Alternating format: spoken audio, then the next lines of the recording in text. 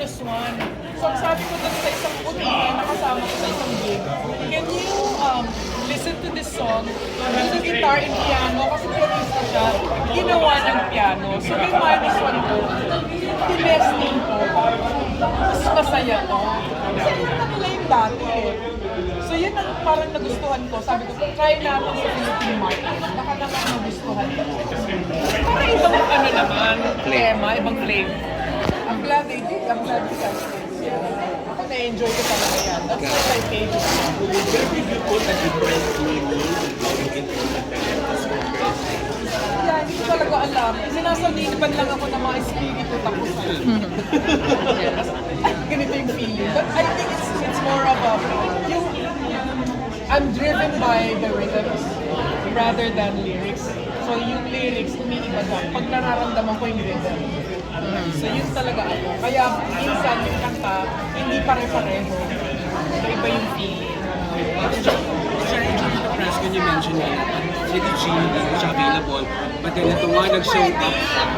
How was it po na parang na-fulfill na? Uy, alam mo na, nag-iyakan na. Yung mga luha namin sa pilik mata, nakamasyong. Alam mo, ganun lang lang. So pre-practice ko pa ba yun? Wala kasi rehearsal. Kasi iba yung areglo. Sabi ko, bahala na sa pagpunta lang. Kasi siya nagtawag. Tumawag siya kagabi. Baka makahabol ako. Kung hindi ako makahabol, manunood lang ako. So in-expect ko na manunood lang siya. And lumabas ang Yona. So, and that's just the way she is. She's like kind-hearted, very involved in the friendship, napaka-generous, hindi lang sa akin, sa mga lahat. Pag nakikita niyo siya nag-guest, sa kanya yun, siya nag-offer. Napakabuti niya talagang tao. So, Reg, thank you. Thank you. How was it po na throughout the years? Parang tumapaglabas po ninyo, sobrang puno. Kumbaga parang remarkable sila, nagtatagal pa rin po siya. Hindi talaga. I expected ko, isasara nila yung so lahat nasa baba. Paglabas ko, I wasn't, hindi ko sinasabing masosold out siya. Gusto ko lang, may magpunta. Ganun lang naman ako mangarap. Hindi ako nangangarap ng OA. Eh di meron. Pero hindi na-expect na magugustuhan nila yung flow.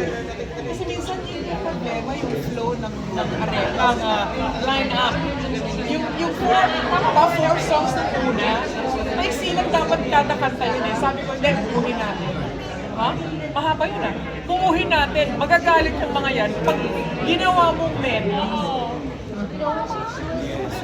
tama ako. Jaya, what do you think are the advantages and disadvantages of being in the performing industry for decades? At disadvantages, And advantages? sa disadvantage, nabiyayaan kasi ako ng maraming kanta na nag-hit. Hindi naman ako sumulat nun, di ba? So the songwriters somehow came up with the best songs. So, maswerte ako. Ang disadvantage lang siguro is that hindi naman lahat ng mga gigs ikaw ang gusto. So, but advantage, I always get gigs because of the songs. Kaya, hindi din ako nawawala. Di ba? Tinatanong na, bakit siya nag-gig sa US? Email, Instagram, sinasabi nila, magkano po TF nyo? Ano pong attitude? Kaya, tama, sagot agad. Sa mga spam na hinahanap ko yan sa mga email. Kasi nakakahanap ako ng gigs, not because I'm asking them, but because they go to the social media, tsaka email. So, that's big help. Ibig sabihin, hinahanap ka. It's not because of me per se, it's because of the songs. At lahat ng mga masyashonders, yung mga lumang taong katulad ko, hinahanap nila yung ganon. May pera na kami, ma. Kung dati, mga high school, college pa lang kami ngayon, di ba? Nasa Mga mall lang pera. tayo. Sign. Papasok ko lang po ang ating director, si John. John Prats! Wait, tunig ko lang. Tunig ko lang po yun. Ay, sorry. Sorry.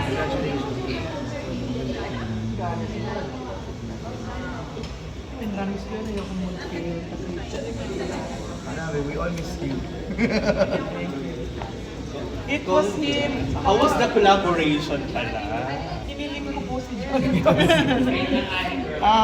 was kind of hard kasi nga nag-zoom lang kami like once tama.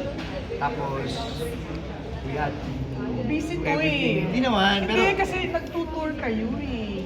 So, kaya kailangan ko ng director na mapagkatiwalaan kahit wala. Alam mo yung ganun? Alam na niya eh, kabisado na niya ako eh. We did a show yeah, one time. Newport. And lahat yan, hindi ko nakita niya. As in, today lang. O, dito ka! O, dito ka! O, dyan ka! Okay, but you are amazing. Direct, grabe ka. Yung pulso mo, tsaka yung mata mo, yung puso mo, you knew exactly what to do with me. Yan ang nagiging problema, yung hindi alam ang gagawin sa akin. Alam niya. Laking advantage din that we worked before. So yung pinahawakan ko talaga. And How long have you known each other? since then, no? Ano ba yung ano? Ano ba yung yan? I think that was 2019.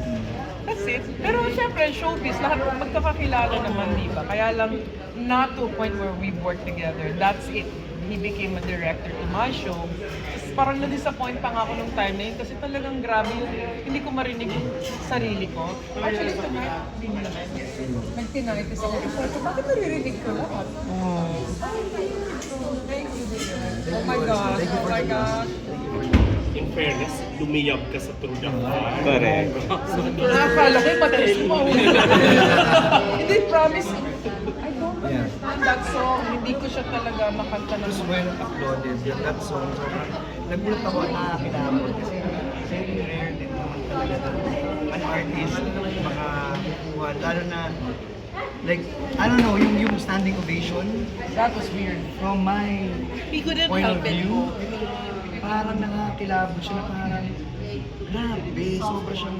Tsaka I like the fact that whenever kumakanta si Miss Jai, everyone's really honest. I know, nang-worry ako. Pag quiet, parang wala, And then naantok na sila. ibig sabihin kasi nun, lahat nakikinig.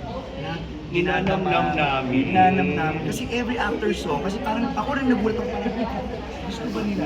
Ako din! Nai-enjoy ba nila yung Quiet nangyayari? moments! And every after song na lahat sila pumapalakpak, ibig sabihin talaga parang in-enjoy nila every number that you do. And isang advantage na is very clear kung anong intention ni Miss Jai. So it's easy for me na kahit 1 week preparation lang 1 week, guys. na execute namin siya.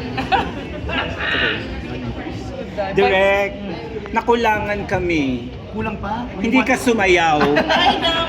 Hindi ka sumayaw, Direct. Bakit? Ayoko na Bakit? ng award. Na-award ako ni Bakit? Direk.